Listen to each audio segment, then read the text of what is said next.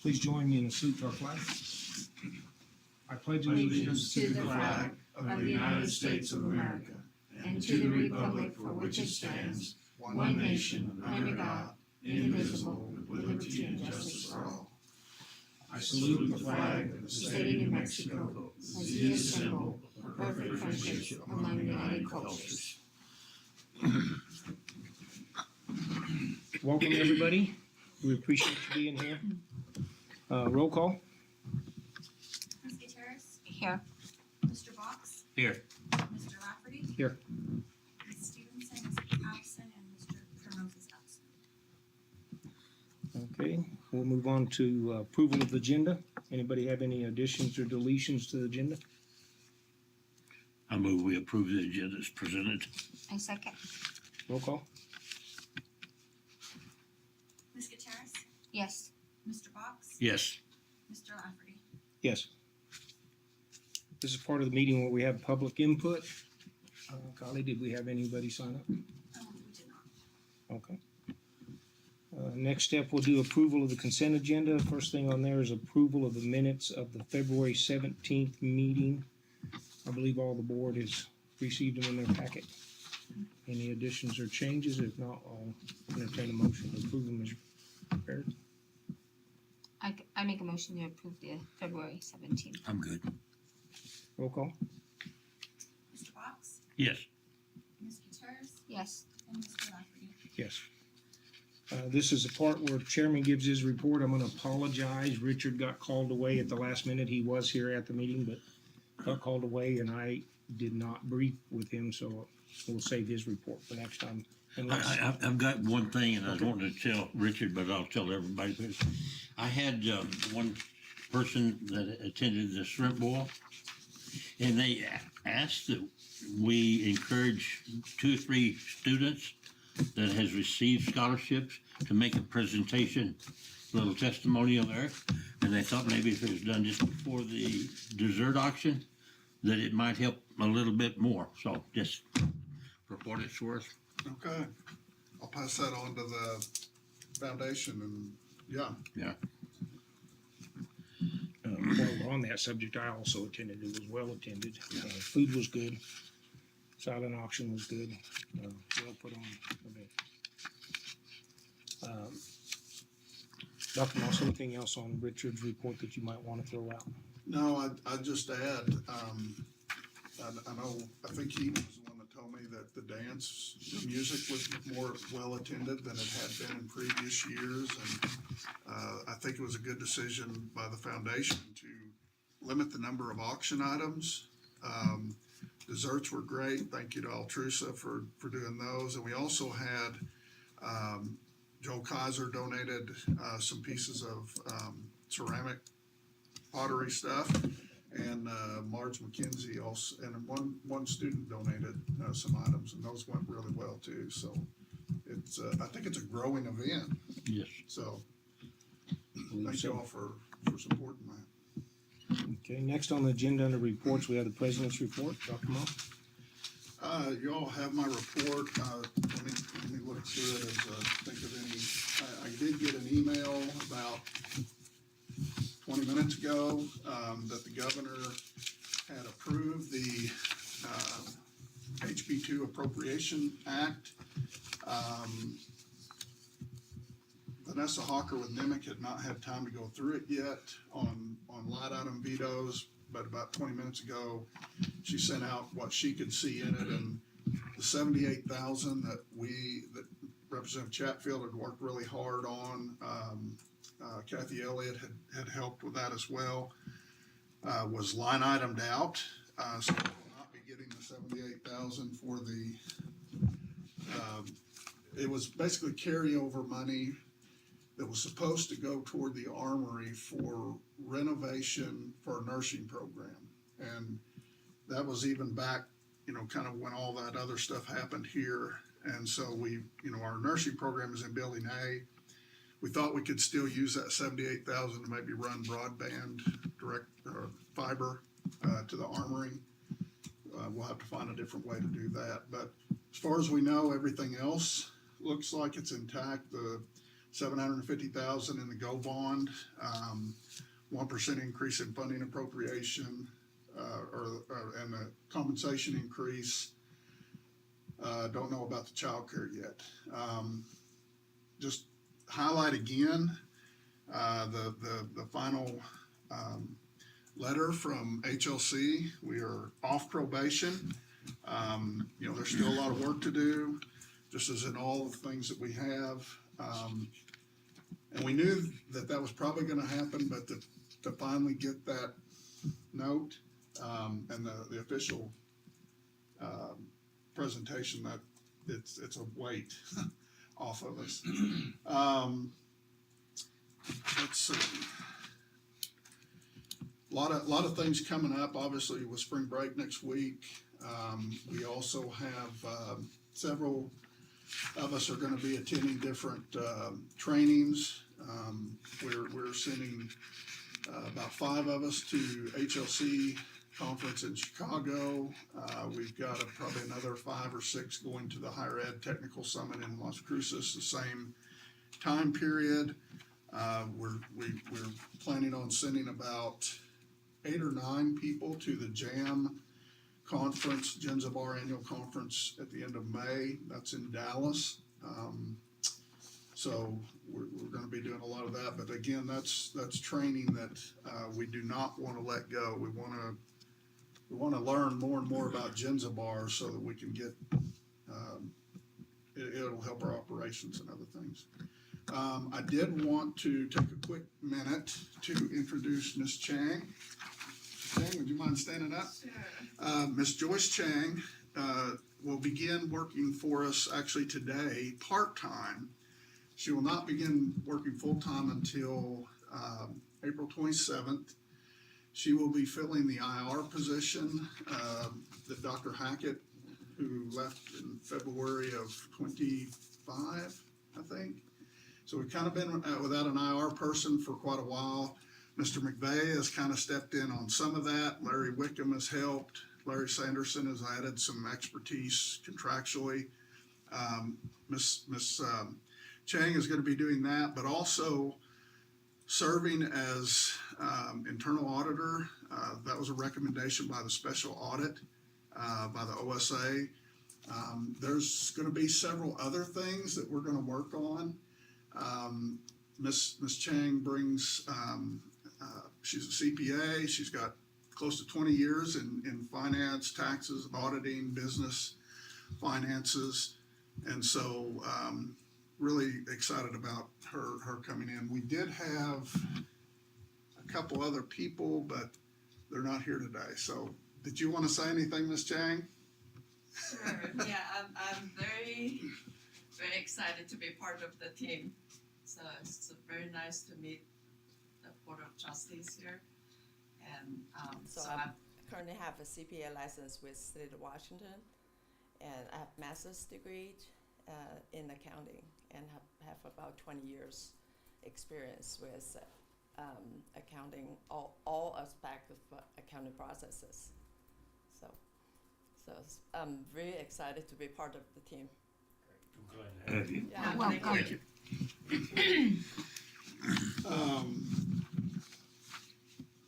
I would say at this point, I would consider us fully staffed.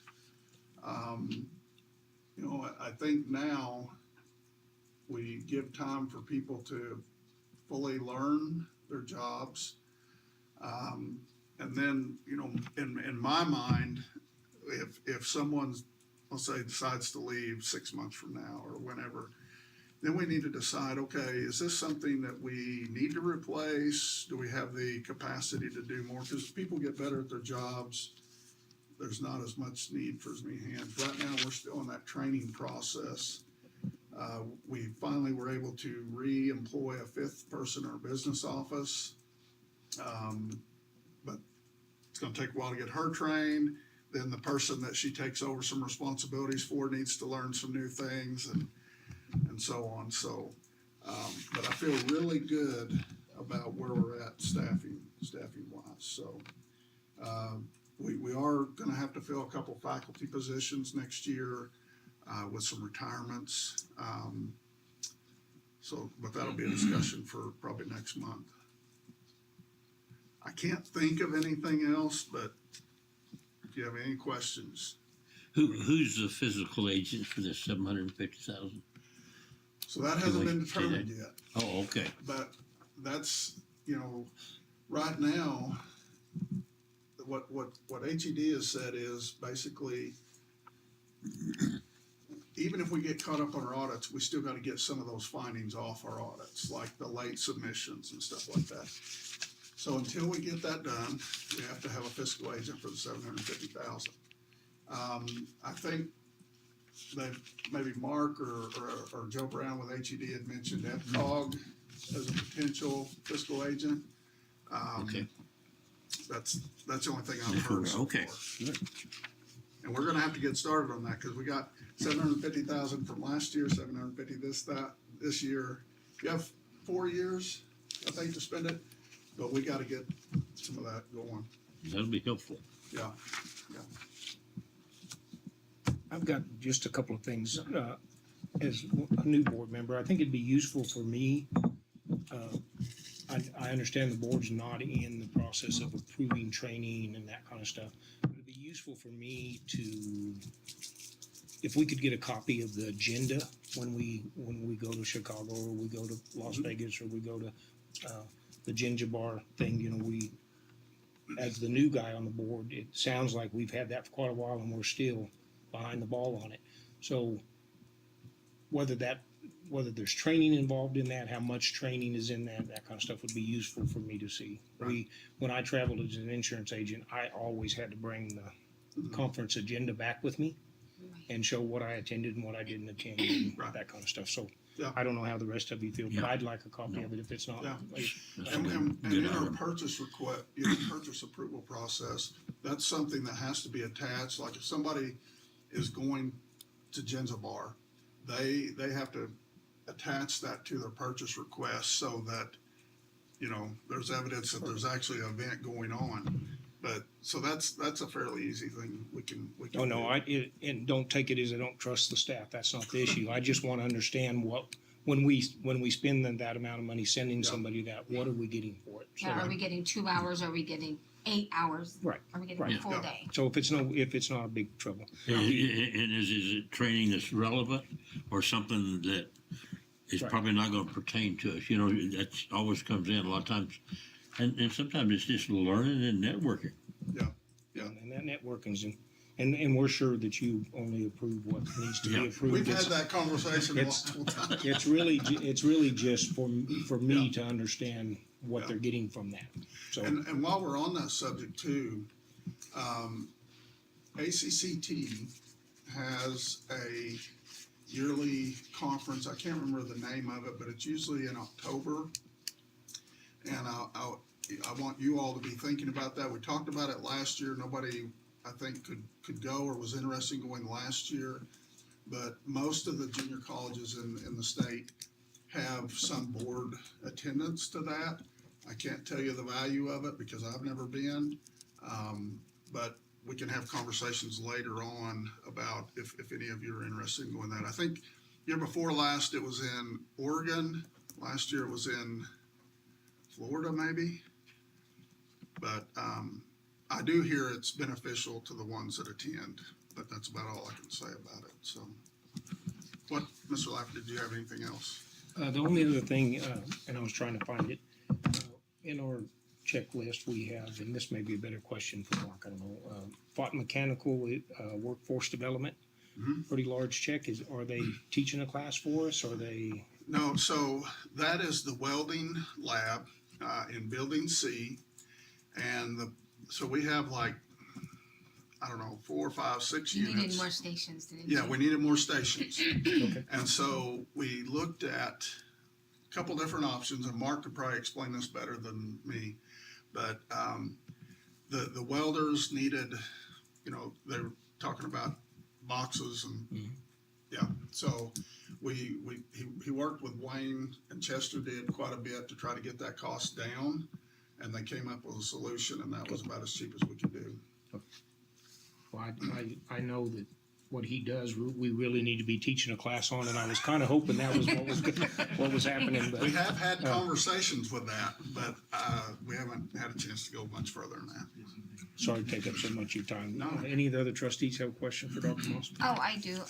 So when you're sending, different staff to these different conferences, how are you determining who needs to go? And Okay. what relevance do they bring back? Yeah, absolutely.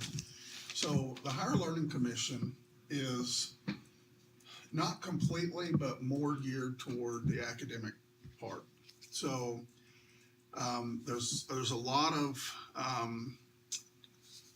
training and parts for typically the president. In fact, the first day is a full day of president meetings and trainings. You want your ALO, Dr. Edwards isn't here, I think that's the correct abbreviation, who is our main contact from the college to the HLC. There are many trainings for him. We're also, Mr. McVeigh is going because there is some student service parts to that. But we're also going to take two faculty that we think would benefit us for them to be involved in some of the training and also looking ahead to the future. And so that's the five for that. We're going to have the HLC 2028. We have to submit a report on the things that they said are met, but with still some concerns. So follow up. Then in 2030, we're going to have kind of the mid accreditation visit or whatever. And so we want more staff.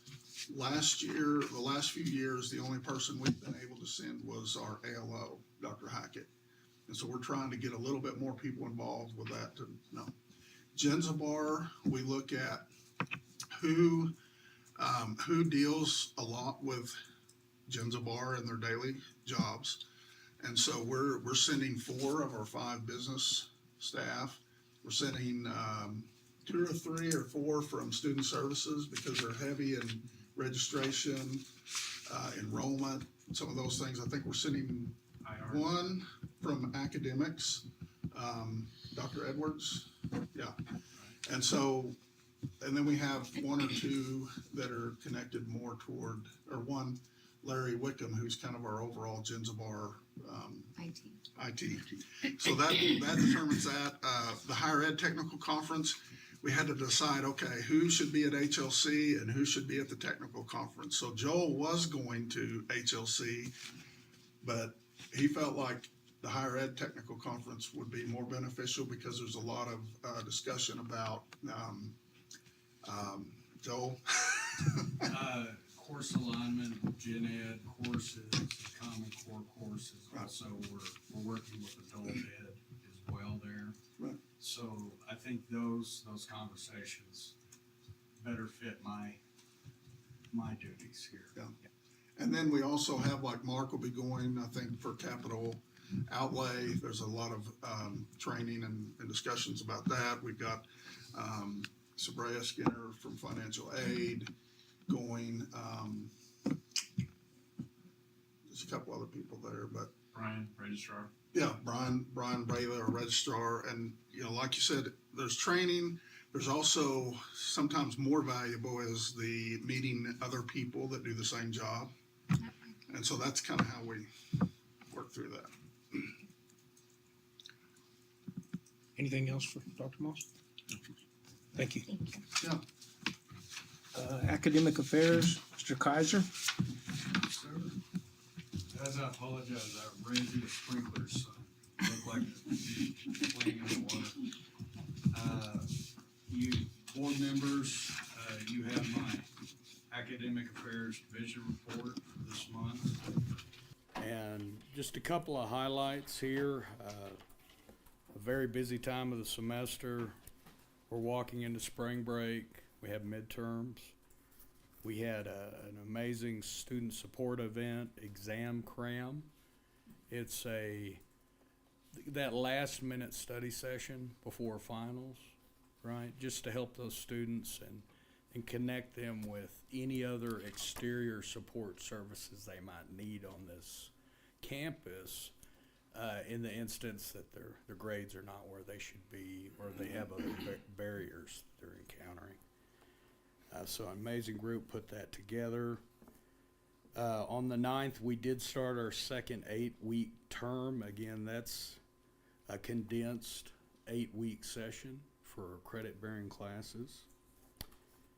Events on campus this week, it's a very busy week. We have our 26th annual hot iron pour, and we have about 30 to 35 participants currently working. And during the week, they'll be having an art exhibition, various touch points for the community where the community can actually come in. Today they actually have a tile making workshop. So they had some Tucumcari High students over. Earlier in the week we had Fort Sumner students. Again, that outreach for our dual credit partners, right? And our production pour is on the 13th, which would be Friday. So if you get a chance, come out, see the amazing work. Students from all over the country are over there. Like Dr. Moss said, we have the 3rd annual IET, or not IET, I'm sorry, HED Technical Summit that I'll be attending. And I actually, the last 2 weeks, I attended the IET Summit for New Mexico Adult Ed, and we connected with their Adult Ed director. And we actually got the news today. It's not reflected in the board report. We received confirmation of additional funds for the IET TANF grant in the amount of $182,363. What this is for is a very specific training program for New Mexico Corrections Division for parolees at the Santa Rosa site, which would be GCCF, and Wind Industry Renewables. So it gives those parolees intensive training leaving that facility where they can get job placement and better their lives and hopefully break that recidivism event that they're locked into. So a very wonderful achievement for Mr. Garcia worked on this, Ms. Enriquez, and our wind instructors, Nathaniel Alexander and Terrell Stowe. And what that looks like on the ground is, I believe it's 8 weeks. It's 40 hours a week, embedded micro credentials. So OSHA 30, fall safety, rigging and crane, and the wind specific training is tower climb, hydraulic, electrical. There's something, I'm butchering this. It gives them that basic cert where even if they're not going to go into wind, they could go into construction and already be ahead of the game going into those job fields. That process is supported by New Mexico Workforce Solutions. So we have that partnership more for the facilitating the jobs and those career service aspects of the project. And the first cohort looks like 10 students have been vetted. And as far as I know, we're going to try to start on in mid-April. So I think that's a great achievement for the IET.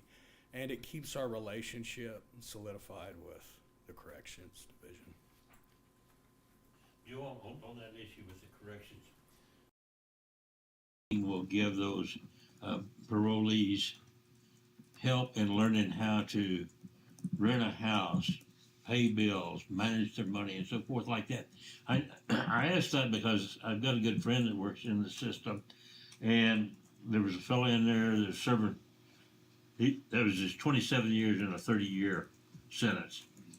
And he was looking to get out, and he was scared to death, they said, of going out because he didn't know what and how to do these things. He'd been in so long. And it seems to me like they need something to prepare them in just everyday life.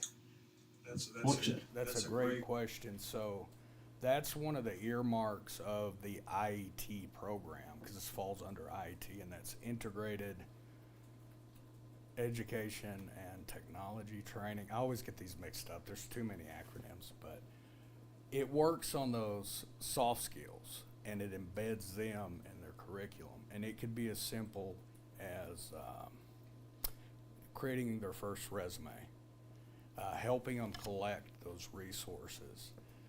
For some of those students, they might encounter barriers in basic literacy and writing. So it integrates the iBest format where you're addressing these remedial writing skills through everyday tasks.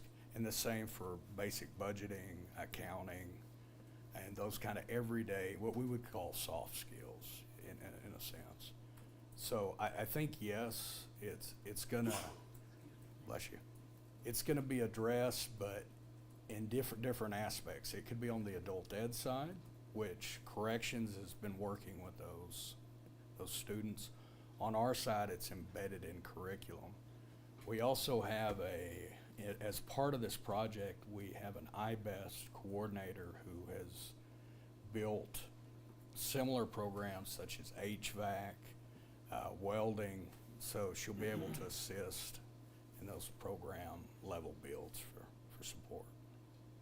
Just know they had expressed to me that he was so concerned that he would lapse and do something to go back because he couldn't fit in, couldn't do what was needed in life skills once he got out. So that's good to hear. And part of that too is some of the resources from New Mexico Workforce Solutions.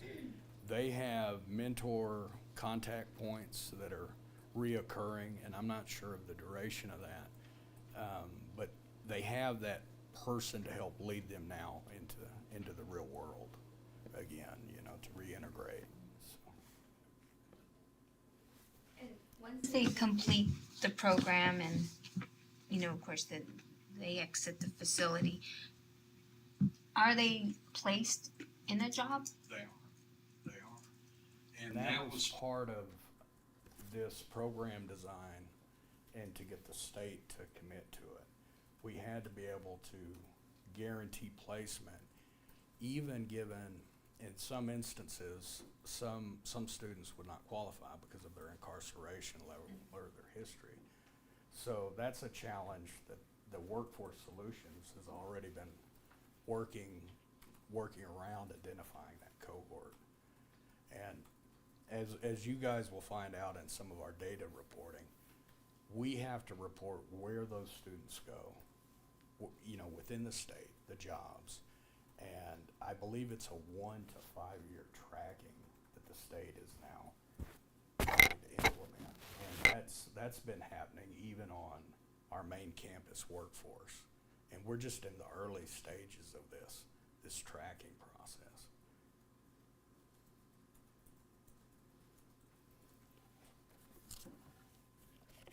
Any other questions about that? We have other updates as well from the division. I can't say enough about our adult ed division. We've been doing a lot of work with that area, and I think it's mentioned in one of these sections. We're looking at ways to bridge those students in dual credit situations that are encountering the remedial math barrier, right? And they're just not ready for that first credit bearing math. And in that process, we've been looking at a nonprofit group, and they specialize in integrated math delivery that would happen on the adult ed side. And the trick with that is they've been working with PED, K through 12 HED, the state, and we have to align the course codes for PED with our equivalent course, right? We've identified the course, which is Survey of Math, and the idea is let's say we have a dual credit student that at their high school, they're not able to get into a dual credit class with Mesalands, right? They can come over, take the adult ed pathway course for this math class, which is accelerated, but it's also adaptive. So if they have a student that's enrolled in this course, they could complete it in 4 weeks, and we could give them credit for prior learning against their completion. Because what the state is doing is qualifying that as a Gen Ed Math Core class. And I know I'm jumping around here, guys, if I'm throwing too much at you, but it's so exciting because a lot of our skill degrees and pathways, they require that 3 credit or 4 credit math course, right? And for a lot of our students in this region in New Mexico, that's a struggle for those students to get through. And understanding that, we looked at a lot of data across the state and just general completion of math courses, and I believe it was less than 50% of first-time students will fail out. And that's something to work on there, of course, but this gives those students extra support at no cost to the student, and that's real important there as well. But that's a great project that our Dean of Instruction, Dr. Edwards, is working on, and also Dean Garcia, our Adult Ed Director. So it works in unison in those two areas. So a lot of great work there.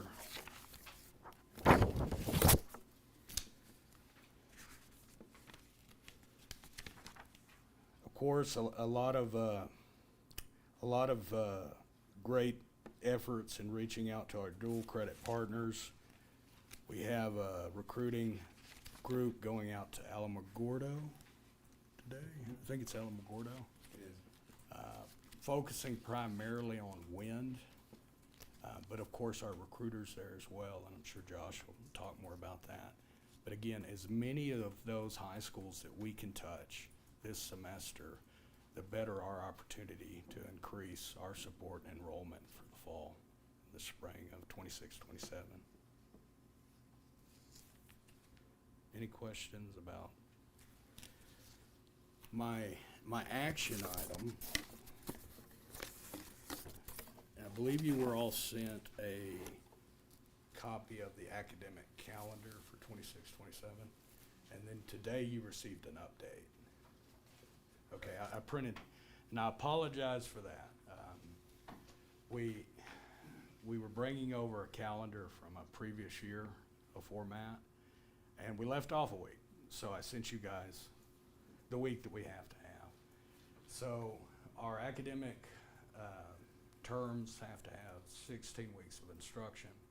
So we're qualifying both those 16 weeks in our academic year.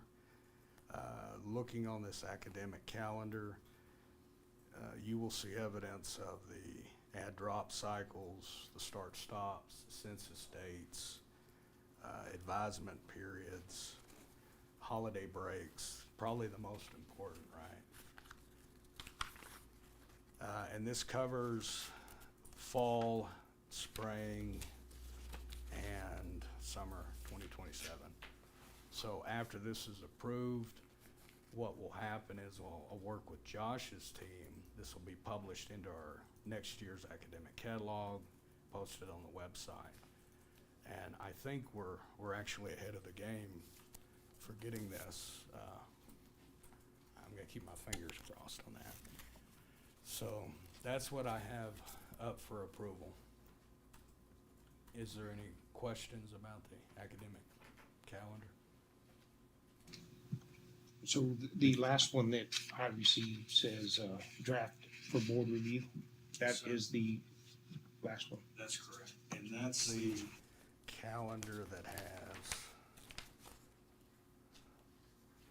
don't know if you can see the highlights. There's yellow highlights of what was actually updated. From May 6th through 18th. Yes, sir.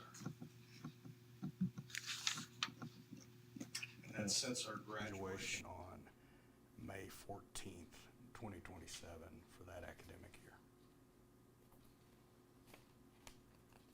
With our president's recommendation, I'll entertain a motion. I recommend this. It's very similar to this past year's calendar. You know, we look at Tucumcari and Logan School calendars in specific, because that's our biggest numbers. We want to align the spring break as the same week, so we're not missing out on 2 weeks of instruction.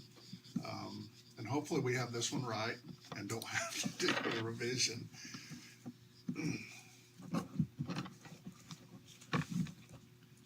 Any questions from trustees? I trust that you know what needs to go on as far as school. So, I make a motion. Second. Roll call? Ms. Gutierrez, Yes. Mr. Box, Yes. and Mr. Vaca. Yes. Thing- I have nothing else. And I can stand for questions if you have any other questions. I don't have any other questions. Thank you. Thank you. Hold on just a minute. I do, and I don't know where I read it at, but it was in here real quick. But there was a decline in dual enrollment. Is that correct? For the spring semester or for the fall semester? I don't know. It was just quickly reading in through there that it had mentioned Yeah, I that think that's there it. had been a decline. So I was just wondering if you knew the reason for that. I think that's it, Josh. I think that's in Josh's, but I think you caught me off guard. I'm thinking, why did I put that?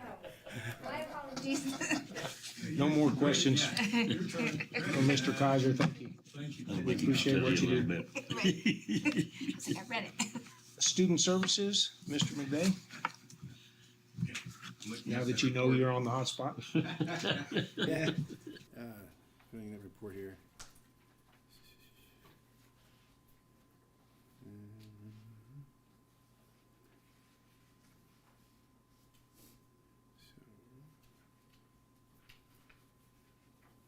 Yes, good afternoon. I'm sorry. I am reviewing the report here to give you maybe a better answer of your question that you asked a moment ago. I can say yes, so there's been a decline, and I think you're referring to the spring semester decline for dual enrollment, and there has been a decline. Significant decline was seen in Tucumcari High School, and so we went and had a conversation with Kenya, the counselor at Tucumcari High School.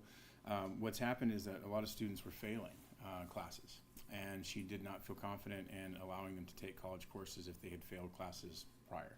So it's almost in half from where it was the prior semester, and that's the reasoning behind that, because there were so many failing grades at that time. And just to kind of, I think you all had conversations with them about maybe some additional supports we could offer, but also maybe there's some ideas being discussed at what they could do to support their students taking online or in-person classes that haven't been there before. What are some things that, do they have dedicated time periods that students could actually go into a dedicated space to be able to dedicate time to that? What we're noticing, I mean, I don't want to speak out of turn here, but I think with our, with academics, with students that are having trouble getting time dedicated to completing the tasks, getting work turned in a timely fashion, there's a lot of conversations that are happening between us and the counselors at the high schools, and of course then it goes to the parents and having conversations as families as how can we support and help, but also how can the high school support and help, whether there's a dedicated time or area, and then are there resources that we need to offer more resources to the students to help them be more successful. So these are conversations that Mr. Kaiser and I both had with Kenya. And to add to that, looking at the logistics of their bell schedule versus how we deliver our content. And it's not just Tucumcari High, we also take into account what's happening on Logan campus as well. And as we bring in Moriarty, it might be the same issue that we run into. And it's a really complex program In the past, we've looked at 1-hour blocks, 4 days a week, but again, we have to meet our contact hours. So we have to really get creative about how we deliver content, both live and online content through Canvas. And I think some of those initiatives Josh is speaking of, having that study session, or even after that class, the student has tutoring time or just Q&A time with the instructors is going to make such a difference in their success. And I will add, Moriarty High School is not on this list because that's going to be added coming up in the fall. They've reached out to us and asked us to incorporate more classes or offer what we have here to their students as well. So Moriarty in the fall next year will be added into our programming as well. But they're currently not accounted for here because we've not been offering that to them. But they've asked us to, so we will be. Okay. So on my report, a few things that I would like to draw attention to. One exciting news that we're excited about, of course, is a recruiter. We have filled the recruiter position, and that is Tegan Mason. And she would be here to introduce today, but she is on a recruiting trip. So she's already off to the races. She and, as Mr. Kaiser mentioned a moment ago, to Alamogordo, there are 1,400 students that are there. We've sent several faculty members along with our advisor, Chantel Lujan, and Tegan, our recruiter. Chantel is helping Tegan because Chantel's had a lot of experience with this in the absence of a recruiter. So she's helping Tegan to get acclimated and kind of help her get a good understanding of how these work and how they function. But they're out there today doing that. Very excited to have Tegan as a part of our team. She is very excited to be a part, and already she's put out student surveys to get input from students. She's already started reaching out to prospective students as well. And so this is I think we're going to see some really good things from How long Tegan. has she been a student here? She's been here, I think, and a half. So in the year that we've had it posted, she wasn't interested in it, no, she hadn't. and all of a sudden she has an interest? That's, Yeah, yes. she just noticed that was an opportunity that she had. I don't think she realized that it was an opportunity while she was a student early on. Now we did have a recruiter, so I'm gonna have to think. We had Shelby. Was she in when did she leave? 24. 24, 25. Yeah, into 25 is when Shelby was here. And Shelby and Tegan was actually a student during that period of time, but Shelby was a recruiter at that time. And she was actually friends with Shelby. And then Shelby left in early 25. Yeah. So then we've had that position open from the spring, I think, spring or summer, and then fall coming into now, I believe. So Been posted since March of last year. okay, thank you. March of last year. So that had to be a question I have to ask her. I don't want to speak for her, but she put her application in. I think what she's conveyed to me is that she's just thrilled that this was an opportunity that she could take advantage of. And she's gonna be full-time? She is full-time, absolutely, fully committed. She's taking online courses, and she knows that she has to handle that schoolwork outside of business hours. Those expectations have been set for her, and she has to put in her full 40 hours in order to fulfill this position. She will graduate. She could have graduated, I believe, this May, but she's gone into a business degree, and so she's had to take a few other classes, and so she's prospectively going to graduate in December of 26. So in this next fall semester, she'll be graduating. But she had been in the silversmithing program at the time, and she's also part of the honors college as well. Josh, if I could add, we had a student event a couple of weeks ago, the exam cram, and our recruiter was there. And something wonderful that I got to see is, the younger students live in a world of social media, right? They're driven by this whole social media thing. And our recruiter made a point to connect with the great room full of students. I don't know how she memorized names or if she remembers, but she made a point to connect with all the students. And in that social media back and forth, she's connecting them to our social media platform as well. And I think in that instance, those students will be better informed of, in addition to the emails that they get, which young people, you can send them emails, it's hard, you know, they'll connect better on social media. So I think there's some magic there, and I'm really excited to see how that develops. Along those lines, it's skipping down to marketing, but with social media, currently having conversations with our marketing specialists regarding how we're going to be posting to social media in the future. We're trying to find a more efficient way to get information out there more consistently and more quickly for our different departments. And so he and I are working on policies that we're hoping to build the structure around, and then we would be able to hopefully work with different departments and individuals in those areas that would have permission to be able to post. But we still have to have policy to be able to guide those posts specifically. So we're working on developing that currently so that we can be as efficient as possible with that. Currently we have, on social media, we have Facebook and Instagram.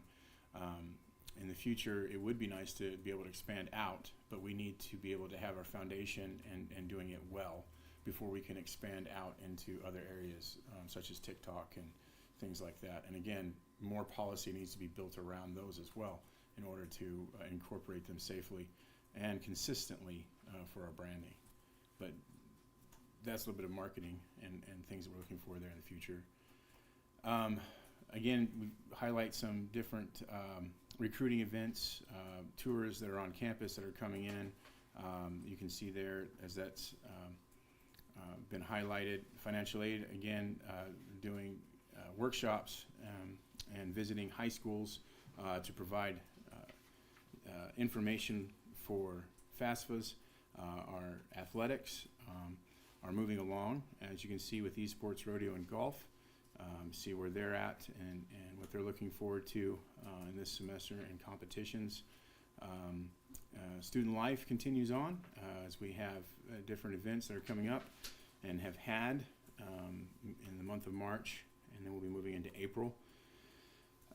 Again, recruiting opportunities that are all there that we have seen already, but are also coming up. Kidwind and Gear Up are going to be on campus at the same time. Kidwind has many students that come on campus. We know that, I think Gear Up is going to have at least 45 students. We could have as many in Kidwind as well on campus, so we could have close to 80, 90, 100 students on campus that day on the 25th. And they're in two different areas. We are utilizing the Great Room, and we're utilizing the Wind Bay over at the Wind Center for lunch for the Gear Up group. Institutional research, we're also very excited that we've hired Lucian Basin, or brought him over to help us with our data draws. So he is familiar with SQL. He's also familiar with Infomaker, but he is currently training and developing that, so he's completely fluent in both of those so that he can help us with our data draws. One of the first tasks that I've put him on is, we've talked about increasing enrollment on campus. And last semester, fall semester, we did see a decrease in on-campus enrollment. So his task right now is to pull out all the students that did not return, or to see what that missing link is. Why was there a decline from spring semester to fall semester? So one of those things that data can tell us and we can analyze better, but also give us a list that we can communicate with the students that potentially are no longer here and see why it was that they didn't come back and make some adjustments there as well. So that's going to help us. And again, institutional research, we're just so thrilled to have institutional research and that position filled, because there's so many things that we can do with data that will help us to be informed on future decisions moving forward. Marketing, you can see our marketing specialist, Yvonne, has been working very hard, whether it's with social media ads and gaining more followers and more click-through rates, higher click-through rates, as well as the AI chatbot that we have, which is helping to inform us on what students are needing to know, what information that they're coming onto our website looking for. Currently, as you know, of course, the semester began, we've switched over to Canvas, so a lot of the conversations with PD, our chatbot, have been regarding our learning platform. We're doing updates and redirects to make sure that we don't have 404 errors, which means that if you click on a link, it doesn't go to an empty page, but making sure that they're going to the correct locations, which in order to do that, it's a very tedious process of having a spreadsheet of all links and then following up on those links and changing links to the correct locations. Also, he's working on metadata on each of the pages as well to help us with our SEO and our ad implementation with Google search. Then we also have lead generations that are happening. We do have 21 warm leads that have come in February, which means that those students, 21 students, actually sent us information requests through our website from landing pages from our advertisements. So as they went from our advertisements to the landing page, and then from there they filled out information and requested more information about the program that they were learning about.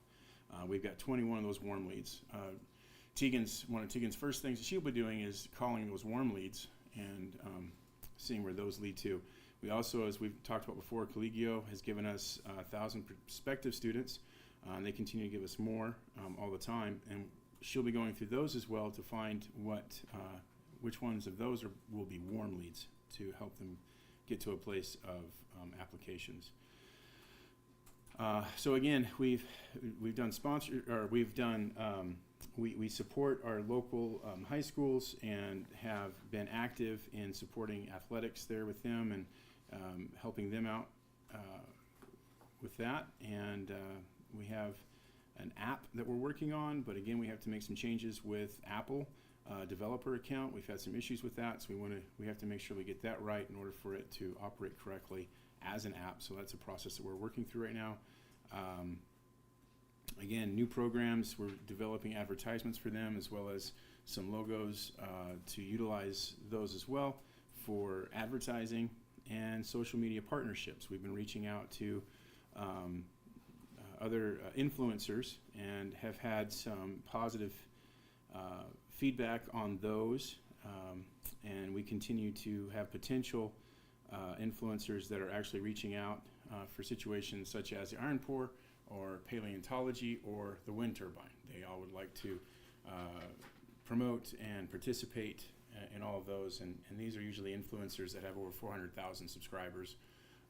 We go from 300 to about 900,000. You know, if it's above 300,000, that's a pretty substantial amount of subscribers, and they have potential to influence that many students within that. And usually we're trying to aim for that age range too that are going to be the good prospects for the college. Of course, being a community college, we have a wide range that we can actually provide services to. So that's some information there. I do want to highlight one last thing, and that's with our enrollment. So fall enrollment, we did see a decline. Spring enrollment has significantly increased. Spring enrollment, from fall enrollment to spring enrollment, we have seen a 26% increase. 26% increase from fall enrollment to spring enrollment. And then year over year, if you're looking back at last spring, we saw an 8% increase in our enrollment from last spring. So that's also positive movement that we're seeing as we're moving forward. That is what I have to share with you today to highlight. So I would love to stand for any questions that you might have. Anybody have any questions for Mr. McVeigh? Okay, well, thank you. Thank you.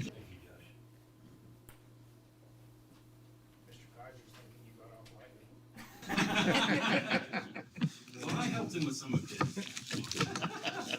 Okay, we're moving to administrative affairs. Finance report from Rochelle, not here. I'll kind of step in on that a little bit. But go ahead, Mark. Go ahead, if you want to start with this. Well, obviously, if you guys have any questions, please let me know. It's been a little chaotic the last week or two. Michelle visited with the auditor over the weekend, and the plan had been the audit team was supposed to be here this week. The auditor then told her they're not going to be here this week but they are going to be in Tucumcari. They're just going to be at the city. And so They need all the help they can get. I will take that as a positive for us because it means that I feel like they think we're doing it fine and they're gonna get our audit done. Mr. Trujillo showed up a little while ago and I think that's part of the reason that some of the business staff's not here. But her team is over at the city, so I'm hoping she's planning on being back here probably sometime after spring break. And hopefully we can get that audit done. Now it's looking like April, but if we can get it done, have a little bit of break and then start our 26 audit, on time. Other than that, if you all have any questions, well, let me have one other thing. I sent you the, kind of year-to-date spreadsheet, that Ms. Sharma puts together. It's a little more accurate than the last few because we didn't have our appropriations, posted, and so that wasn't showing up, and I had to go in and pencil those in. Just looking at the overall numbers, and they're not, as you go down through here, you're gonna see some that are over budget, some that are under. At this point in the year, we finished 66% of the year. Even after taking out the money for the CDL equipment, workforce funding that hasn't been spent yet, we've brought in revenue of 78% of our budget. Our payroll and benefits only amounts to about 62%. Our total expenses only amount to around 60.8%. So, we're getting, I know I've said this over and over and over, we continue to make progress. We're still not where we need to be.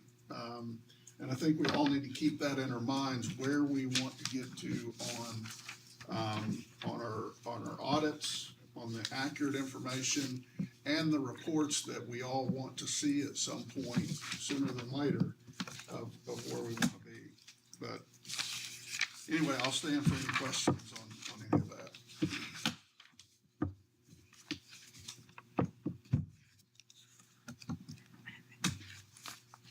Okay. So no question on Rochelle's part of it. Mark? We have to approve it? Oh, I apologize. She wasn't here to give it, so I didn't think we had to approve it. You'll have to give it on mine. I'll entertain a motion to approve the finance report. I so move. By Dr. Moss. I second. Roll call. Mr. Fox? Yes. Ms. Terrace? Yes. Mr. Lafferty? Yes. Okay, Mr. Martinez. Good afternoon, members of the board. I'd like to start with the legislative session update. I believe at the end of last meeting I'd mentioned that a few of our items that did make it in the capital outlay bill was the $750,000 for the heating and cooling improvements for Building D, which is our fine arts, as well as Furrier Science Building.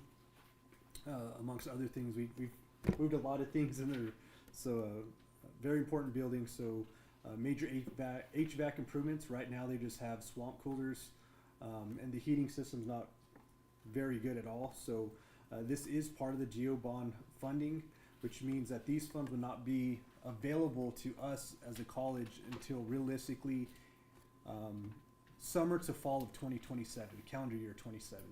And the reason behind that is now that it's been approved and signed by the governor, now that has to make it onto the ballot in November to actually pass the GEO bond. And then once that's, if it passes, which we're hoping it would, then we're eligible for those funds once they're released that following fiscal year, which would really be around July to September of calendar year 2027. And that's positive though, that's good. And that's why they kind of mention ahead of time when it's a GEO bond funded year that we have to be prepared to wait a little bit of time for those bond sales. Also with that was $150,000 for vehicles. That is for the purchase of at least one larger SUV, something like a Suburban, something of that nature, for transportation, as well as two more fuel efficient, economical kind of probably just passenger vehicles, small sedans or whatnot. Something Toyota Camrys. Something that's going to run, fuel efficient, and last a while. So with that, as Dr. Moss stated, unfortunately, the $78,000 that was in the original bill for improvements to the Armory, that was line item vetoed. Next, as Dr. Moss stated also, we did intend on having some of our business office staff here today with us. But I'd say, I guess, fortunately, Ms. Trujillo from State Auditor's Office was able to stop in and meet with them. So with that, they're not here in our presence, but I would like to welcome Miss Terry Mitchell to our business office team. She'll be filling the role of the previously vacant financial specialist / cashier role, which helps fulfill our staff, and we are now 100% fully staffed, which helps. It'll take time to get into the swing of things and get everything real efficient as we prepare and get things going to get her trained up on what she needs to know. That in return will help relieve some of the duties of the other staff in that office, so they're able to attend to their duties, and we could get things turned around much quicker.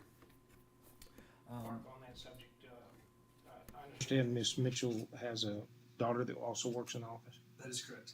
We met all our nepotism requirements with Yes, that is Okay. correct. So there'd be no supervision or anything that would create Nepotism within that office. They're completely separate, two different positions, and no supervisory duties one way or the other. So yeah, it's completely free nepotism. I also wanted to state that I've been working on procurement for land surveying services. I think I brought this up in a previous meeting as well. Looking for a land surveyor to come to Tucumcari to give us some property boundaries on multiple properties. One is the property located near the president's house, near the school administration building. The other is going to be for the property that's been obligated to be donated to Mesalands from Tucumcari Public Schools for potential future student housing. And the reason behind that for the student housing, why that's important, is after speaking with the schools, I was asking, well, how many lots or blocks, what part of this are you going to donate? And they said, well, just over there where we have the bonfires. I said, well, we need a little bit better description. So since they're donating it, we discussed that we'd go ahead and hire the surveyor and get that property boundary and go back before their board to make sure the actual legal description is spelled out, the subdivision, the block, and the lots, and if need be, have to subdivide the last lot furthest to the east. Another location where we need surveying is the Dinosaur Museum. Right now the building is almost exactly on the property line, but we're not exactly aware of how close to the property line. We do have some additional infrastructure improvements that we need to make to the Dinosaur Museum building. Therefore, I need to know exactly what's our property, then maybe put some kind of little fence to designate that property line. The other stuff has been more administrative. I've been working also on improvements to change policies for our administrative handbook, which will be coming before y'all soon, hopefully. The other thing is changing internal policies and procedures across the board specific to purchasing to make sure not only are we in compliance, but we're not backing ourselves into a corner where we have these repeat audit findings. That's some of the issue with being on EFOP and the reporting guidelines. It's not so much that we're getting new audit findings, we're improving or reducing the current audit findings. It's the fact that they're repetitive, and we're aware of most of these. So for example, the audit slate's not on time. We know that's going to be a repeat finding. But we're just doing everything we can within our means to make sure we're still meeting state compliance, but strict enough internally for ourselves that we have some checks and balances, but not too strict where we're creating our own audit findings for something silly that's just overly restrictive. We've also moved forward with the supplies to be ordered for the flooring of the President's house. That will actually be delivered tomorrow. We also received the quotes and moving forward with the procurement process to install a security window for the business office. And also reevaluating priorities for BR and R funds, which is renewal and replacement funds for infrastructure to our buildings. I'll be meeting with the director of facilities next week to reevaluate And that way we can make sure that those funds are expended and our project's complete before the end of the fiscal year on June 30th. And with that, before moving into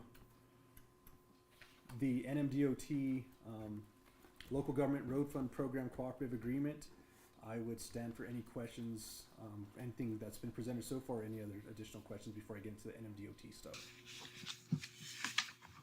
On the surveying part of that, recently we had a need out at the ranch to have some ground surveyed, and I understand that there's a new surveyor in town. He's not new, but bought Charlie Bowen's place. I got the information from the courthouse. So I know the individual, so with this NMDOT project, I I've met with some people from the county and the city, and I did receive a contact. I want to say the gentleman might have been out of Logan. I'm not 100% sure, maybe the same. So I did receive a contact from Mr. Ralph Lopez from Community Development yesterday, as a matter of fact. Any other questions for Mark before we move on to the next segment?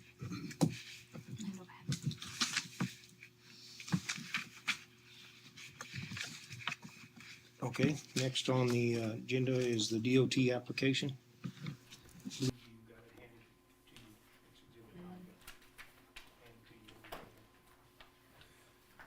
So one thing that we've been trying to work on here at the college, I think, is utilizing all the available resources that we have for funding opportunities to accomplish some of the projects we may have. Most recently, we've been talking about improvements towards the rodeo practice arena, needing a reliable all-weather type of road to get out there. So with that, met with Dr. Moss and Mr. Primrose potential funding opportunities, and one of those is the NMDOT co-op program, which I wasn't 100% sure whether or not we'd be eligible for that. I know previously when I was at the City of Tucumcari, we applied for co-op and MAP funds every year. But now I do know we are eligible for these types of funds, so we went ahead and put in an application. With that, that's the handout that I handed out prior to the meeting.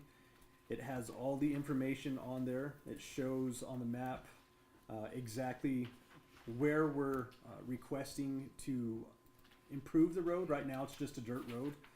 I'm requesting to receive millings as well as a microseal layered oil to go ahead and seal the millings. With this, we'd have grading and preparation of the existing roadway surface, just to make sure that we have a crown on the road and some slope, maybe a little bar ditch to make sure it drains appropriately to maintain the integrity of that road. And then of course the labor and equipment that comes along with that. Quick math, it's roughly $100,000 exactly. It's $99,182.19. There is a 25% match. With that, our match would be exactly, and I have this written somewhere. It is 20. I know I have it somewhere. It's roughly a little less than 25,000. It's 24,000. I will get that to you. There is also a match waiver that I have requested as part as the handout that I have provided you on the last page, I believe. Utilizing NMAC 27.3.8, there are funds allocated each year to NMDOT to allow for a match waiver. And with that, I am, with the intent of submitting this letter and our intent to submit for funding through NMDOT, it's with that intent that we will be requesting that match waiver up front. If we are awarded the funds, we have to actually apply for the match waiver separately at a later date. But understanding that a match waiver is not guaranteed, I've talked to Dr. Moss on using local funds, college funds to go ahead and meet that 25,000 match. I'm trying to see where I know I have it somewhere, the actual 75-25 split acronym. That way it's just not rounded to the 25,000. If not, I could open it in my folder real quick. The Google Earth picture of it shows that road to go to the house and then back to the road by Worley Mills. It doesn't currently do that, right? So there is access East-west from North 10th Street, right across the street from the animal hospital. That'll go west all the way to where the existing dirt road. It doesn't pick up the driveway of the rodeo coach because that's separate. That would just serve the rodeo coach. From there at 90 degrees down and goes north-south all the way to Quay Road 63 Cemetery Road. And then it elbows off into the actual rodeo practice arena itself. So there is an opening on that Correct, Worley Mills Road? yes. To my knowledge, I believe there is. It's fenced off, but Is it fenced it off may on that be side? access, but, and also the entry to the rodeo practice arena doesn't go that way. Have you drove out there? I have, So so there's there's, currently, so there's two different roads right now, and what I'm trying to do is condense that down to one. So to the east of you have the north-south road that runs up to the rodeo residence, and then just directly east of that, you have a double gate that runs up to the practice arena. So what I'm trying to do is eliminate the double gate to the east and create a double gate eventually up on the north-south road, I guess, the one furthest towards the west, and then you'll turn in. That way we have one milled road that's all weather instead of two separate, which condensing it down and make it easier, and it would serve a dual purpose. The main intent, like I said, is to get to the rodeo arena, but if eligible for the entire length of it, it would also serve as a better road to the rodeo house as well. Rodeo coach looked at this he has. We from somebody discussed that has pulled a trailer 1,000,000 miles, that 90-degree turn going into the, So that's. on a narrow road. That's the other thing we had discussed, that on the Google Earth, it's not exactly to scale, so it's not going to be a hard 90, but yes, as you referenced, there's also a power pole in that general area. So my intent is to make a wide double gate curve where it's not going to be exactly a 90 degree. You're going to have to come out a little bit to get those trailers through there. And there's also access on that north end. You can see on the Google Earth image. Let me pull it up real quick. So the 25% match is doable. Yes, sir. And we haven't had a chance yet, but just in brief discussions, I think the foundation is going to want to support not only some of the improvements to the facility itself, but if we needed support on the waiver, I think there's some support there. We haven't presented that to the whole board yet, but the last several months, they're looking for ways to support, what we're doing, so. Any other question? Member Lafferty, I would. So on this, the other thing is this could also be phased. If for some reason, the main objective for today is get this approved to make sure that the funds are earmarked to show that we have a match if need be for this project. The letter of intent has to be submitted to NMDOT by the 15th, which I believe is probably the Sunday. But I'll be submitting this either today or tomorrow. I'm willing to be open and negotiate with NMDOT after speaking to District 4 with Mr. Herrera about this. If need be, we could cut the scope back instead of doing both sections, the east-west. The main goal is to get it to the rodeo arena. So worst case scenario, we could go north-south and curve off to the right if need be. There's also a need to improve the road out towards the rodeo house, but I think there's other options we've discussed internally about that. Anything from gravel to millings or even caliche. Those are other options. So we are open to negotiation to make sure that we do fit within any kind of scope that NMDOT would require. We've already had discussions with the county about helping if we need to do it a different way. Co-op and getting the material from the state and let the county help us lay it. And that's part of that. That's labor and equipment. We don't have the capabilities of doing that in-house Mesalands, so we've talked about it with, like Dr. Moss stated, with the county. Maybe they would be able to assist. If not, there's still, I didn't paint us in a corner where the scope's broad. It's just labor and equipment where we could contract with somebody if need be to provide those services as well. Hearing Dr. Moss's recommendation, I'd entertain a motion. I move we approve it. A second. Roll call. Mr. Fox? Fox? Yes. Mr. Terrace? Yes. Mr. Lafferty? Yes. Okay, did you have anything else, Mark? That's it, thank you. Who's presenting the reports from the shared governing Um, senate? Is that It's usually Mr. Just in the Dean report. Garcia and Mr. Dr. Axel Hungerbuehler, but neither one of them are here today. Axel, I don't think, had met with the faculty in time to get a report in, and Dean just submitted his report. I'm not sure why he's not here today, but, He's actually on the IET training. okay.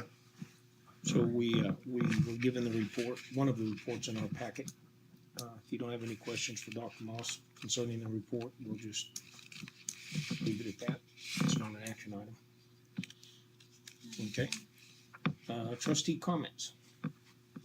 Mr. Box, you have anything? Something that I was wondering about, something to think about. Is there a possibility of having a class that could set up and produce what we call it, an annual back in high school and so forth, the pictures of the staff and faculty and the students and so forth, and gather it and use that as a promotion item and as a history collection to build on for the college in the future? I'm kind of smiling because when I was a high school teacher, I was the supervisor of the yearbook in the newspaper. I do not want to take that on now. I won't say no. I think that's a discussion that probably Mr. McVeigh and Mr. Kaiser should both be involved in, but there's a lot to go into that. And we also need to have more student involvement. Like right now, really working to try to get the Student Government Association involved and attend like our shared governance meetings that I meet with them each month. So I'm not saying it's not possible. It would take time to put that together, and we'd have to make sure we had the resources to do it. But yeah, I But if mean, we can throw it out there and they can discuss it and so forth, maybe, yeah. it doesn't necessarily happen here in the next 6 months, but 2 or 3 years down the road, Yeah. could be a project that I can. might be useful for the college in the future. So on a programmatic level, Dr. Edwards has developed a Google survey that is a QRE code. And what we're trying to do with that code is connect with alumni from various programs to support our program review for HLC. And in collecting that data, it has a open drive where they can submit photos if they had experiences when they were at Mesalands, and whatever photos they might have in that archive. So he's building a media archive of their time at Mesalands, and I think we could use a similar event to harvest that same the images and history from our campus. But he just started on that, and he's working on the fine arts. We're gonna work on, the nurses already have a similar Google Drive where they share that information and completion data, but it's in the works. Okay. Yeah, Thank you. we keep that in the conversation. Amy, have anything? I just wanted to welcome all the new staff. I'm glad that all positions are filled at this point and can move forward. And also, for those that submit the reports, thank you for taking the time to be so informative and transparent with us, so appreciate that. Okay, and I'll finish by saying a couple things. I should have done this. Did Mark come back in? Yes. So the bookstore reports, the museum reports, that's what I'd like to see on all of it. You get, this really spells out to detail what money we took in, what money we expended, and so whoever does this report, Yeah. good job. The other thing that, and you guys may think it's anal, but on your reports, if you could skip just for a month or two the HEC and the CEF and the IT whatever, because I have a hard time following that, and then I spend more time going and looking to see what that acronym means. So for Amy and I, being new, if you could just that report, type it out for a month or two until we get a good handle on that, cause you probably use 15 in your report. I confuse myself. Yeah, well, and, right, and I'm not slow, but I'm not real fast either, so. Let's There's a communicate that pretty with long Josh, list of too. those acronyms. Yeah, just to help us until we Yeah. get our feet on the ground and it'll make us better board members. We appreciate everybody attending. Welcome. I think you're a good addition, and I think you figured out Jim Lafferty, Mr. Box, Mrs. Gutierrez. I know that Dr. Moss needs to get to an appointment. Are you still going to your appointment? I am, yes. Okay. So, next on the agenda is an executive session. Dr. Moss, do you have a reason for us to enter executive I session? do, it'd Okay. be very brief, but Okay. yes. So I'll entertain a motion to enter executive session. Also move. A second. Roll call? Mr. Box, Yes. Ms. Gutierrez, Yes. and Mr. Lafferty. Yes. So I forgot.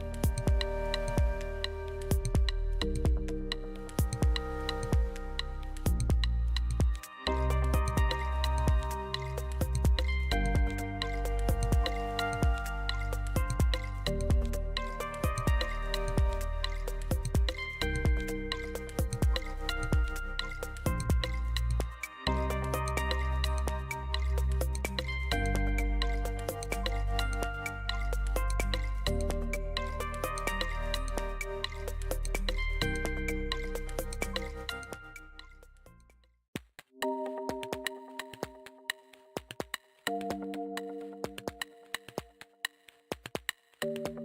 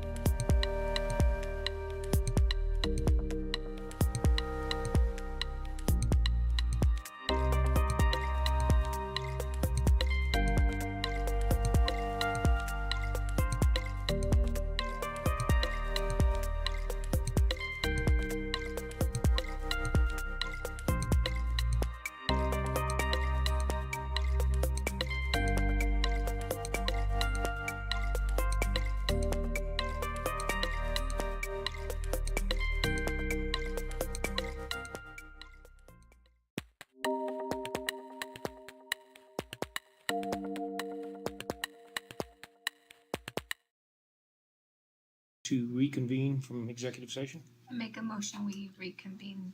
Second. Roll call? Mr. Box? Yes. Mr. Lafferty? Yes. And Ms. Gutierrez? Yes. No action is needed for any items discussed in executive session. Do we have any correspondence? I guess not. He's gone. You guys, any correspondence? I don't have anything. Okay. For informational items, dates, spring break, March 16th through the 20th. College will be closed. All the teachers and staff will be here, just no students. Just kidding. HLC conference in Chicago, March 21st through 24th. We discussed that. EPCOG Open Government is on March 26th, and it's in the afternoon if Is you it attend. 2:30 to 5:30? I Is- found it in. Did you? on my 2:30 calendar. to 5:30? 2:30 to 5:30. I've heard that guy speak before, the attorney from the COG. He's pretty good. We have our calendar, it's in your packet, and the annual calendar of reports is in the packet. Announcements, Tuesday, May 21st, Mesalands Community College Board of Trustees, regular meeting, 3 p.m. So we won't have to change that one. Anything, Kylie, that we've missed? Okay, entertain a motion to adjourn. I move we adjourn. second. Roll call. Mr. Box? Yes. Mr. Lafferty? Yes. And Ms. Gutierrez? Yes.